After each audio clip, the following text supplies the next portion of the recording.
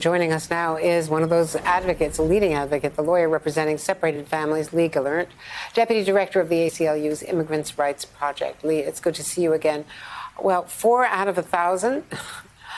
You've done the first 4, but where do we go from here? Right. So as Julia said, this is no time to take a victory lap. These are 4 people. We're thrilled for these families. But what we are trying to negotiate with the Biden administration is that the more than 1,000 families that remain separated are reunited in the United States. But more than that, we know that 5,500 children were separated, including babies and toddlers.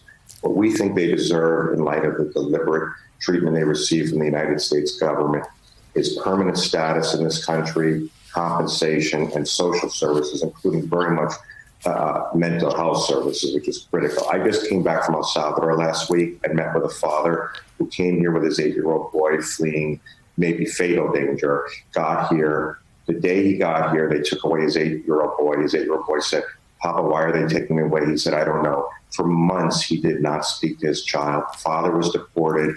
He ultimately got back to El Salvador. They got the child back. The first thing the child said to him when he got off the plane is, "Papa, why did you let them do that to me?" The father broke down in tears before me.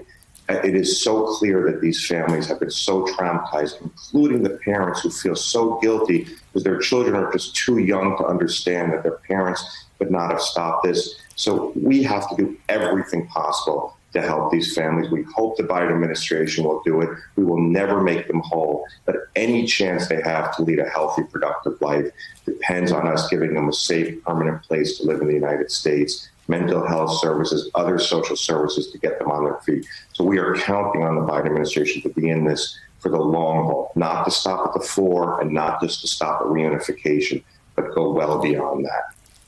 Well, it's not good enough to say, well, we didn't have a transition and this surge happened and it's not on our watch.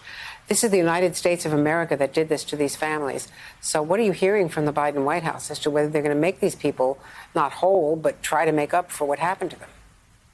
So the ACLU is in negotiations, very intense negotiations with the Biden administration. We believe right now those negotiations are going well. We are hopeful, but we certainly are not going to assume that it's going to happen without a lot of pressure. And we really appreciate how much you've stayed on this story, because I think ultimately it has to be shining a light on these kids so people don't forget it. The administration has so many priorities, and it's so easy to forget these little children. We are hopeful. These negotiations are happening all the time, very intensely. I think I remain hopeful that the Biden administration will come through. But until we ultimately see it beyond these 4 families, we'll just keep pushing it and holding out hope. Hey, thanks for watching our YouTube channel. You should know that you can follow today's top stories and breaking news and catch up on your favorite MSNBC shows all in one place. Download the NBC News app today.